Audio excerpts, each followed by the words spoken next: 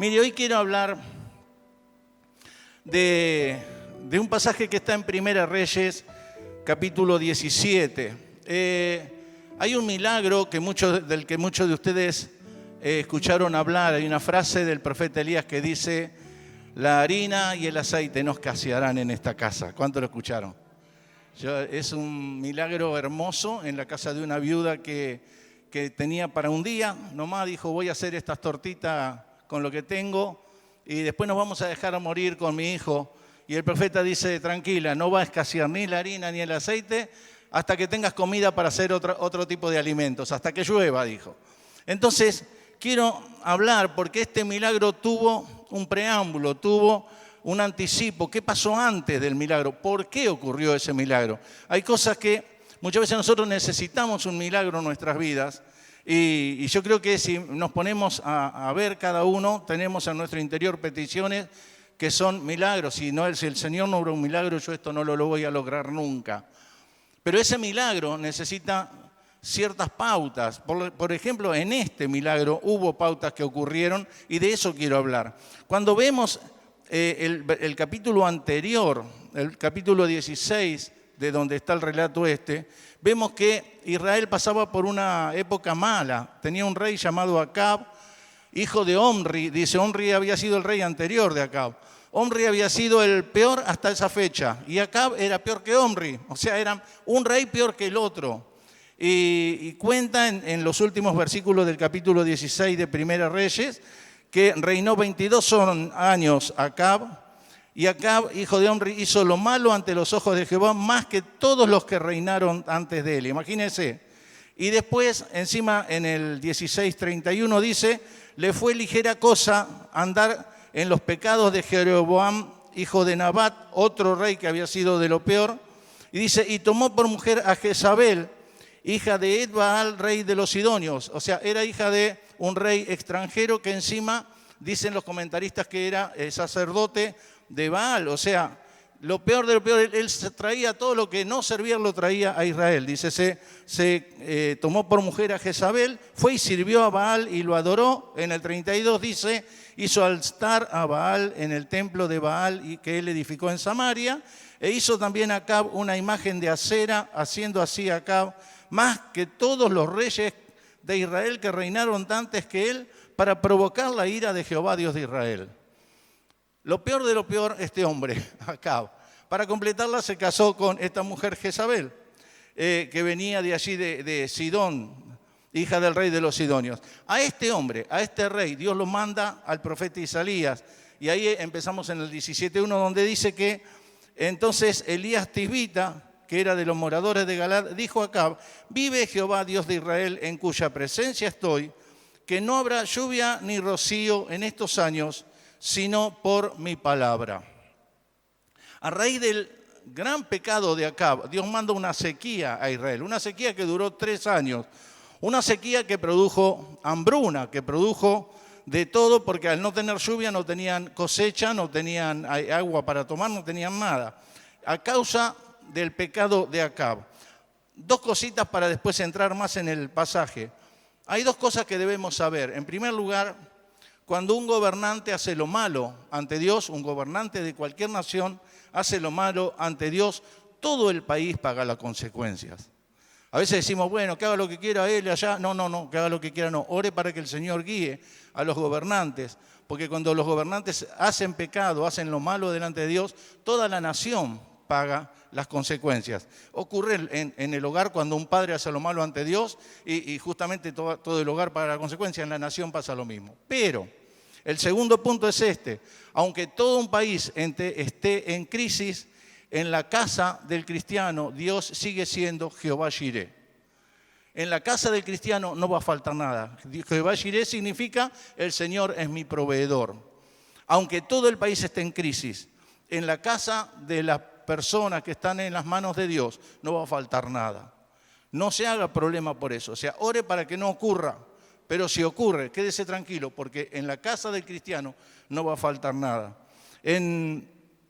Ocurrió algo cuando en la plaga de la oscuridad, si recuerdan, una de las 10 plagas que vinieron a Egipto, una era la plaga de la oscuridad. y dice que en Éxodo 10:22 dice que ninguno vio a su prójimo, ni nadie se levantó de su lugar en 3 días. No podían salir de la casa, ni siquiera dentro de la casa veían dónde estaba el otro. Para algunos quizás fue para bien, pero se imagina 3 días sin ver nada, oscuridad absoluta. Pero, dice, más todos los hijos de Israel tenían luz en sus habitaciones. Se da cuenta que Dios hace la diferencia con su pueblo.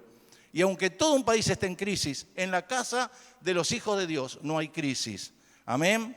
En Israel había una crisis espiritual, económica, y en plena hambruna ocurre este milagro. Ahora, yo quiero que estemos viendo esto. Hay 4 pasos que ocurrieron antes que ocurra este milagro. Vamos a estar leyendo aquí en Primera Reyes 17, versículo 2. Dice que vino palabra de Jehová, o sea, a él se refiere a Elías. Vino a él palabra de Jehová diciendo: apártate de aquí y vuélvete al oriente y escóndete en el arroyo de Querit, que está frente al Jordán. Beberás del arroyo y yo he mandado a los cuervos que te den allí de comer. Y él fue e hizo conforme a la palabra de Jehová, pues se fue y vivió junto al arroyo de Querit, que está frente al Jordán. Y los cuervos le traían pan y carne por la mañana, y pan y carne por la tarde, y bebía del arroyo. Primer paso para que ocurra el milagro es la obediencia absoluta a Dios.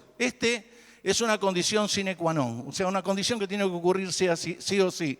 Obediencia absoluta a Dios. Cuando Dios lo manda a Elías habla con el rey, le dice lo que va a ocurrir, y Dios le dice, bueno, ya hablaste, ahora andá y escondete en el arroyo de Querit, un arroyito que caía allí en el río Jordán, un afluente del río Jordán, y lo manda allí a que se ponga ahí en el arroyo. Él tenía pensión completa, pero por los cuervos. Los cuervos le traían sanguchito a la mañana y sanguchito a la tarde. Él tenía su comida, pero traía por los cuervos. Yo digo, si el Señor me manda, andá, sentate al lado de un arroyo y los cuervos te van a traer comida. Yo voy, no sé si voy. O sea, quiero hacer énfasis en esto. Era obediencia absoluta. A Elías el Señor le dijo, andá y yo te voy a dar comida y bebida, y él fue. Es increíble, o sea, yo rescato como primer paso la obediencia absoluta del profeta.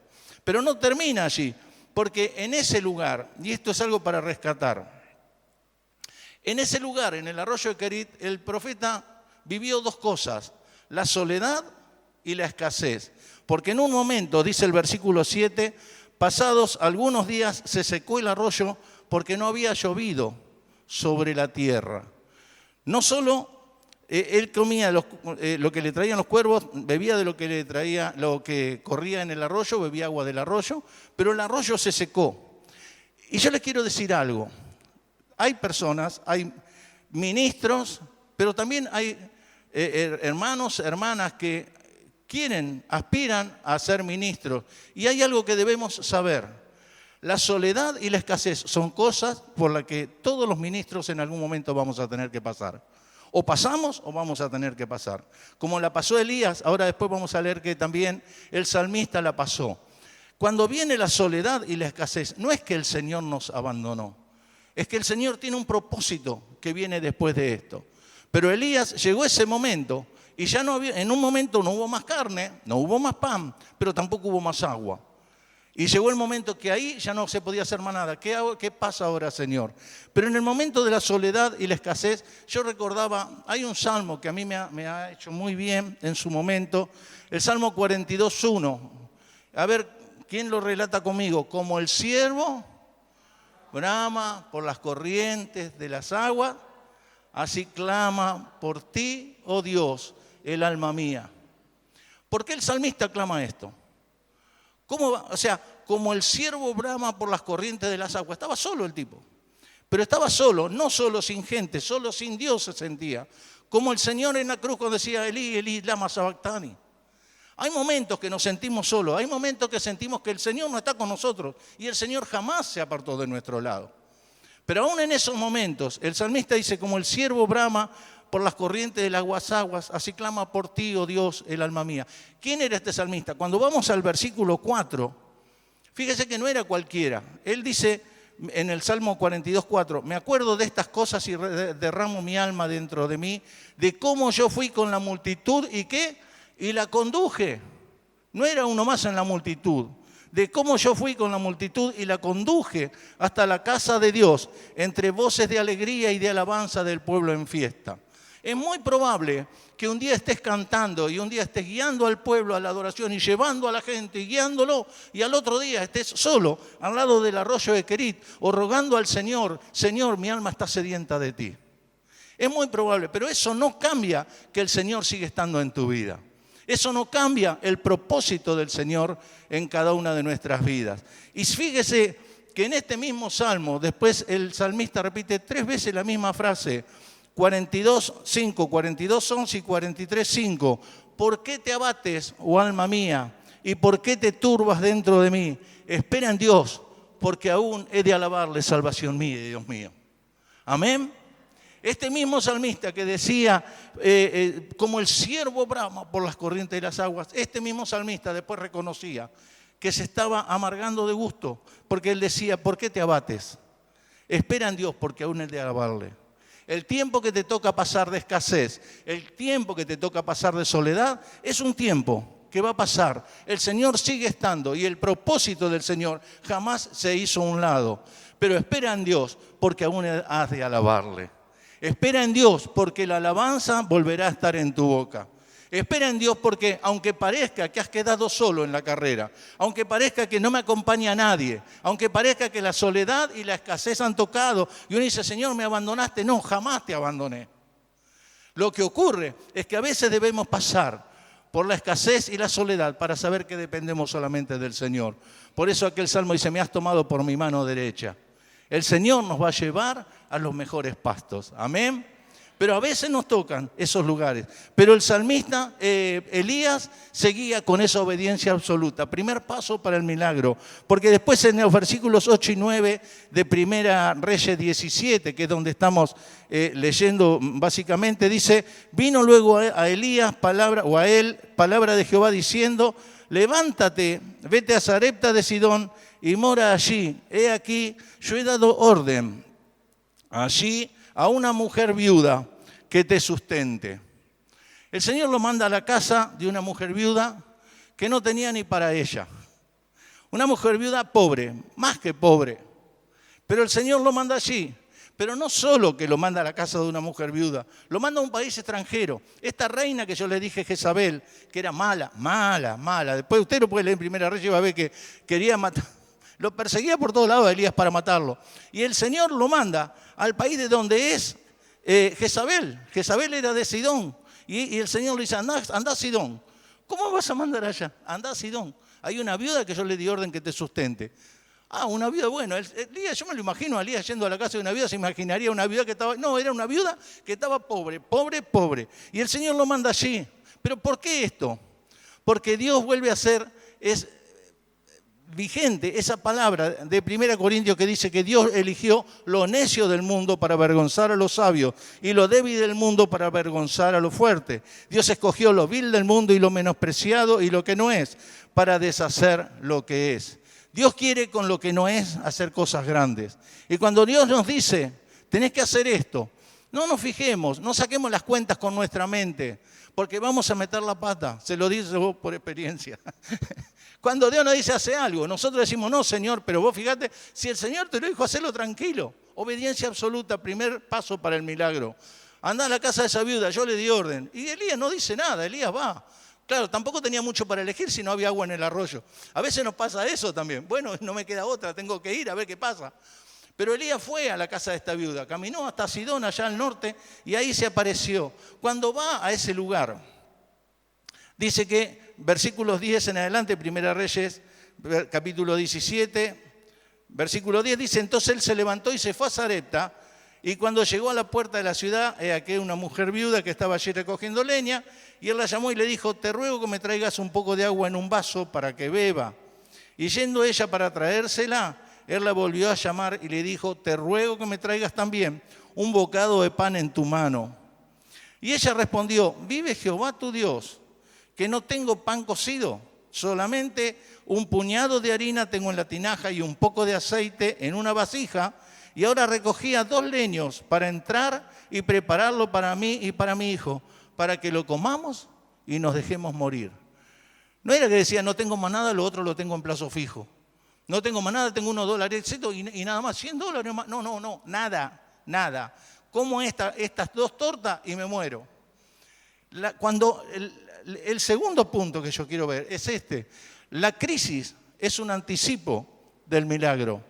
A veces cuando vienen las crisis nosotros nos bajoneamos. Glorifique a Dios en la crisis, porque la crisis es un anticipo del milagro. El Señor no lo va a dejar solo, el Señor no lo va a abandonar. Y cuando vienen esas crisis, la viuda decía, no tengo nada, me voy a dejar morir, ya está. 2 días, no sé cuánto tiraremos con 2 tortitas. Un vaso de agua te traigo, todavía me queda un poquito de agua, pero aceite y harina no tengo más. Ahora, el Señor lo manda al profeta donde no hay nada, porque el Señor se glorifica en la crisis. Eso es lo que nos cuesta entender. Cuando viene la crisis nos bajoneamos, cuando en realidad le tendríamos que dar gracias al Señor por lo que Él está preparando para nuestras vidas. Darle gracias porque Él está preparando. Fíjese, Salmo 37, 19 dice, no serán avergonzados en el mal tiempo y en los días de hambre serán saciados. Se refiere a los hijos de Dios. No serán avergonzados y en los días de hambre serán saciados. Cuando no haya comida en la tierra, tu panza estará llenita. No habrá hambre en la tierra. No quiero volver a los testimonios que les conté ya 10 veces de cuando no tenía comida. Pero lo he visto, lo he vivido. No estoy hablando de una teoría, estoy hablando de una vida que el Señor nos ha enseñado a vivir, porque Él nos ha demostrado quién es. En los días de hambre serán saciados, no pasarán hambre. Entonces, hay algo que debemos entender. La crisis antecede al milagro. Cuando la viuda dice esto, el profeta no se queda, uy, qué lástima, che. No, debe ser otra viuda. Porque en mi cabeza pensaría, no, debe ser otra, me equivoqué de viuda. Porque esta viuda no tiene ni para ella, me equivoqué. No, el profeta dice, bueno, anda y hacé, nomás. El profeta sabía que si había una viuda ahí era porque era la que el Señor le había mandado. No era que entró en todo Sidón y iba a haber una sola viuda, había muchas. Pero cuando ella le dice no tengo nada, lo lógico yo diría, bueno, no, anda, no eras vos, debe haber otra. No, el profeta dice, no, es esta. Pero fíjese, el foso de los leones estuvo como preámbulo del cambio en una nación. La tumba y la muerte de nuestro Señor Jesús, la cruz y la tumba fueron un preámbulo de la resurrección. ¿Se da cuenta que primero está la crisis y atrás de la crisis viene la victoria, viene el milagro? Siempre cuando hay una crisis, uno tiene que tener en cuenta que detrás de la crisis viene el milagro. Cuando la crisis golpee a tus puertas, recuerda las palabras de Colosenses 1:28, Cristo en vosotros, esperanza, ¿de qué? De gloria. Cristo en vosotros, esperanza de gloria. Cuando la crisis quiera venir, usted diga, yo tengo a Cristo en mi vida. Estoy en medio de una crisis, estoy rodeado de una crisis, pero en mi vida está Cristo. Estoy rodeado de oscuridad, pero en mi vida tengo la luz. Estoy rodeado de todo lo malo, pero en mi vida tengo la paz. Cristo en nosotros, esperanza de gloria. En plena crisis, sepa que el Señor va a proveer. Y no estoy hablando solamente de comida y de bebida, estoy hablando de la crisis espiritual también. Porque muchas veces pasamos crisis espirituales, muchas veces nos sentimos vacíos, nos sentimos caer, decimos no tengo más nada y venimos con lo último, venimos con un poquito de harina y un poquito ya vine este domingo y ya me dejo morir. El domingo que viene no te lo garantizo porque no me esperes porque vine con lo último. Así con lo último como viniste, el Señor quiere hacer tu milagro. Y hoy te dice la harina y el aceite no escasearán en tu vida. El Señor quiere hacer ese gran milagro en tu vida. El tercer punto es que si quieres un milagro, Dios debe ser tu prioridad. Dice en el versículo 13, Elías le dijo, no tengas temor, ve y haz como has dicho. Ella le dijo, voy a hacer esas 2 tortitas para mi hijo y para mí, después nos dejamos morir. ¿Recuerda esas palabras? Elías le dice, no, anda, ve y haz como has dicho. ¿Pero qué? Ame a mí primero, no tenés cara, Elías. ¿Cómo a mí primero? Le quedan 2, una para ella y otra para el nene, y vos querés que te haga una tortita para vos primero, así primero yo. ¿Cómo es eso? Fíjese, ame a mí primero, de hecho, una pequeña torta cocida debajo de la ceniza, encima le dijo cómo cocinarla. No me la hago así nomás, yo la quiero abajo de la ceniza. Pretencioso encima el profeta. Pero fíjese, y tráemela, y después harás para ti y para tu hijo. Si quieres ver el milagro, Dios debe ser tu prioridad. ¿Cómo se entiende esto? Primero para mí y después para vos y para tu hijo. Humanamente suena mal. Humanamente uno dice, no, pará. Se desubicó el profeta. Pero el Señor actúa de esa manera. No estoy diciendo que nos traiga a nosotros, estoy diciendo que para el Señor es la prioridad. Y fíjese, cuando el Señor dice en Mateo 6:33, buscad primeramente, ¿qué? El reino de Dios y su justicia, y el milagro vendrá por añadidura. Claro, no dice el milagro, dice, y estas cosas vendrán por añadidura. ¿Qué son estas cosas? El alimento, el vestido, todo lo que estamos necesitando. Señor, si no haces un milagro, yo no voy a tener esto. Sí, pero primero me tenés que buscar a mí. Buscad primeramente el reino de Dios y su justicia, y el milagro vendrá por añadidura. Yo lo adapto a este pasaje, porque estas cosas vendrán por añadidura, son el milagro que hoy están necesitando. Pero buscad primeramente el reino de Dios y su justicia. Suena mal, y sí, Señor, vos ves la necesidad que tengo. Es urgente. Y vos me decís que vos querés que te dé lugar primero a vos, que el tiempo que yo tengo, estoy con lo justo. Vengo de las 12 horas de trabajo, apenas si me da para dormir, pero el Señor te pide media hora para que ores y leas su palabra y clames a Él. Pero no tengo tiempo. Vos ves que vengo cansado, me baño y me duermo. Ni me hablen, apenas para los chicos un ratito. Y el Señor te dice, dame el primer lugar. Dame el primer lugar. ¿Es tan necesario? Sí. Sí que es tan necesario, porque cuando le damos el primer lugar al Señor, las cosas ya no las arreglamos nosotros, las arregla Él. Y vaya diferencia cuando las arregla Él.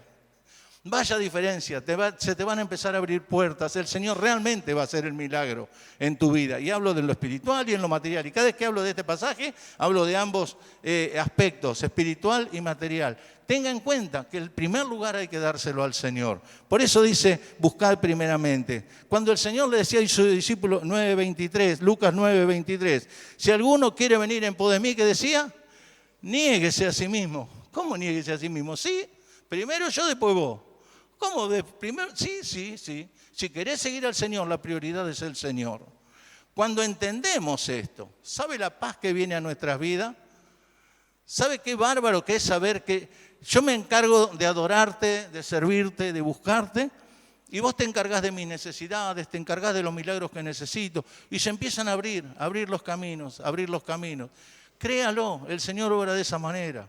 Se lo dice un viejo de casi 65 años, que vivió todos estos años con el Señor y experimentó la una y la otra. Experimentó el pelearla por uno mismo y decir, no, yo sé, y yo lo voy a pelear y yo lo voy a conseguir. Y después vení cansado, Señor, si podés hacerlo vos porque yo no doy más.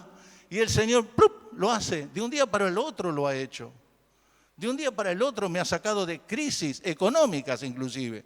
De un día para el otro, cuando yo pasaba todo un año, 2 años, y no podía salir. Y de un día para el otro el Señor sacarme. ¿Qué necesita? El Señor necesita que de nuestros labios, de nuestro corazón, salga la palabra, Señor, mis brazos no dan más, ahora la prioridad sos vos. En algún momento debemos entender que las tortas, con la poca harina y el poco aceite que nos quedan, son primero para el Señor y después para nosotros. Pero me va a quedar una, pero el Señor te va a dar hasta que no haya, no te va a faltar nunca la harina y el aceite, pero nos cuesta entenderlo. Y estamos acostumbrados a pelearla por nosotros mismos y el Señor dice, no, dame primero a mí. No, pero Señor, yo tengo que, no, dame primero a mí. Entonces hoy, si quieres un milagro, Dios debe ser tu prioridad.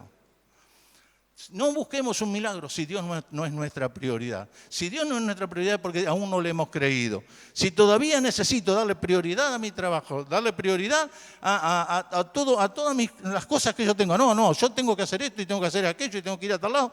Bueno, entonces busca tu solución y tu milagro por ese lado. Pero cuando quieras buscarlo en el Señor, dale tu tiempo al Señor.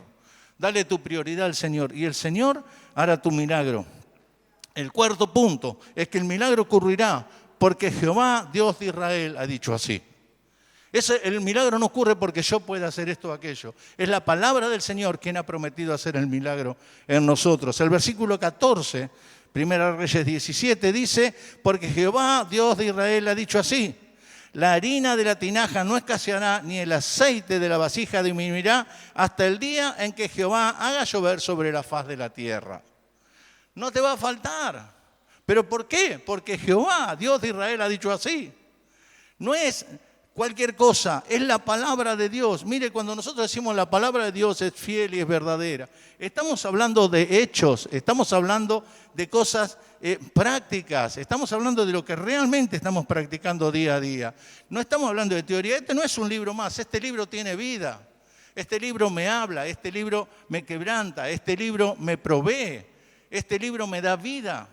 En este libro yo encuentro el camino que debo tomar. Y porque el Señor, a través de esta palabra, el Señor nos está hablando. Y porque el Señor, Dios de Israel, Jehová Dios de Israel, ha dicho así: la harina de la tinaja no escaseará, ni el aceite de la vasija disminuirá. Entonces ahí es donde empezamos a creerle al Señor, cuando empezamos a aferrarnos a su palabra. ¿Quién lo dijo?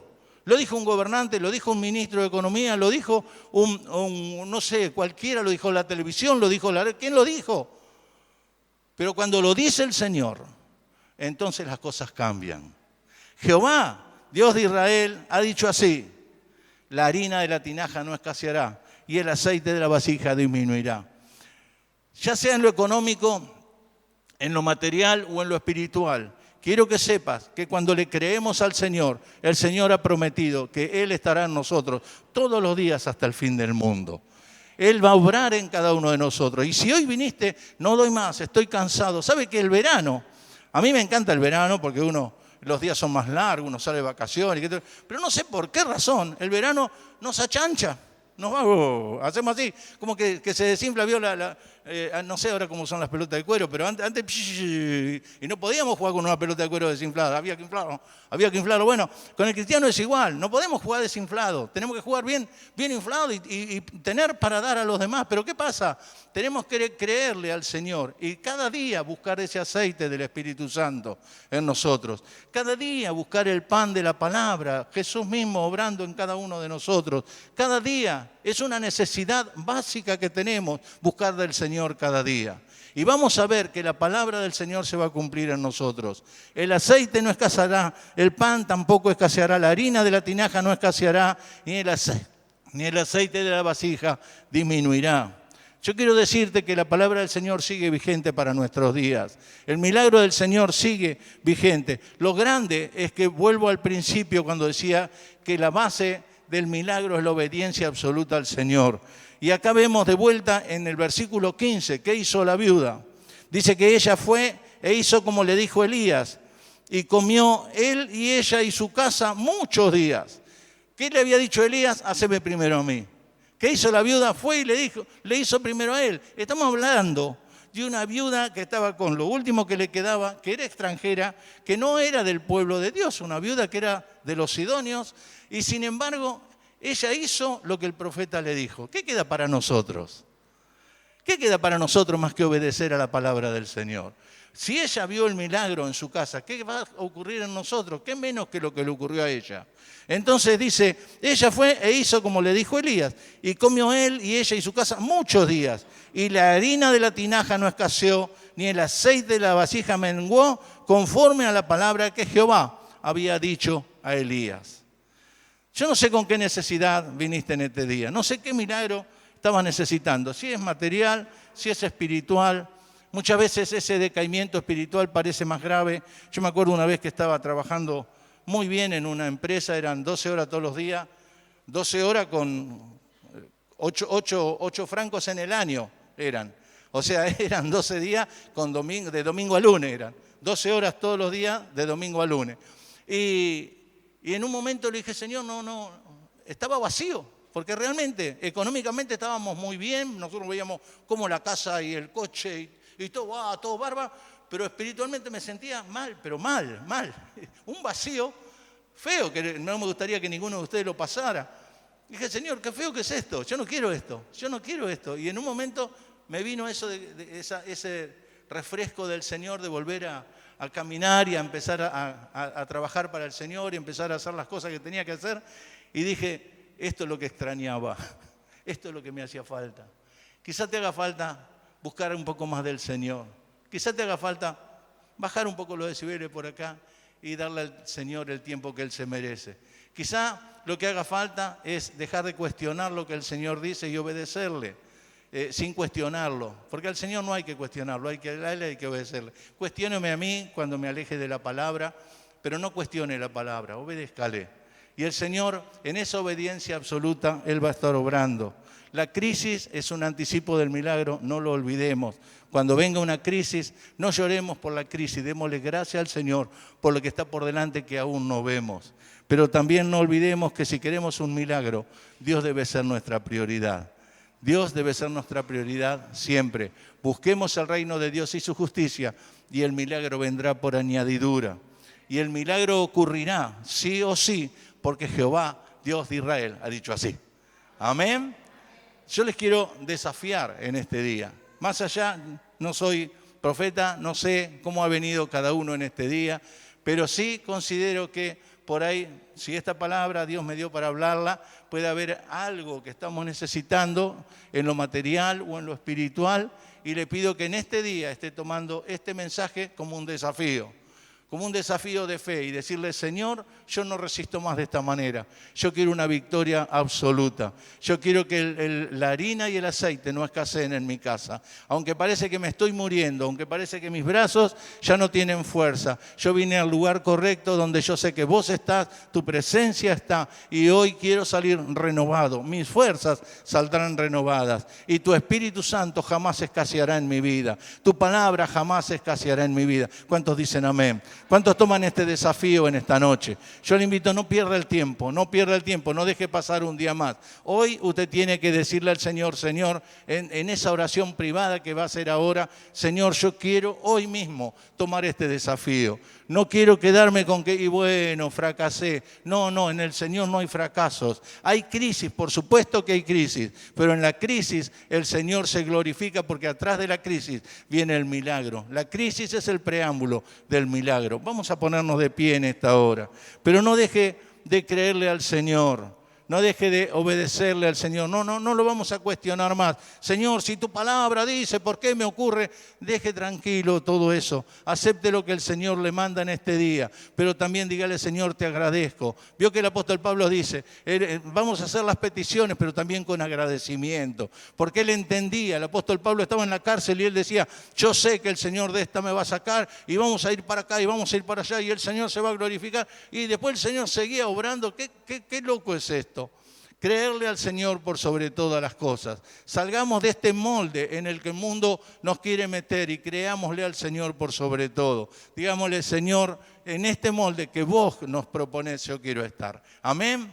Vamos a levantar nuestras manos y si hay una necesidad que tiene en especial, preséntela al Señor en este momento. Dígale al Señor, Señor, este es el milagro que necesito, sea material o sea espiritual. Dígale al Señor, Señor, este es el milagro que estoy necesitando. Hazlo hoy en esta hora, te lo ruego. Señor, te damos tantas gracias, porque sabemos que estás presente en medio nuestro. Sabemos que querés hacer ese milagro en cada una de nuestras vidas. Y también sabemos por tu palabra, Señor, que este milagro ocurrirá cuando obedezcamos, Señor, por sobre todas las cosas, cuando aceptemos que la crisis es un anticipo de ese milagro que querés obrar en cada uno de nosotros, cuando entendamos, Señor, que tu palabra se cumple en cada uno de nosotros, cuando creamos lo que vos dijiste, la harina no escaseará, el aceite no escaseará. Creemos en tu palabra, Señor, y hoy nos desafiamos a nosotros mismos a creerte, a caminar en fe,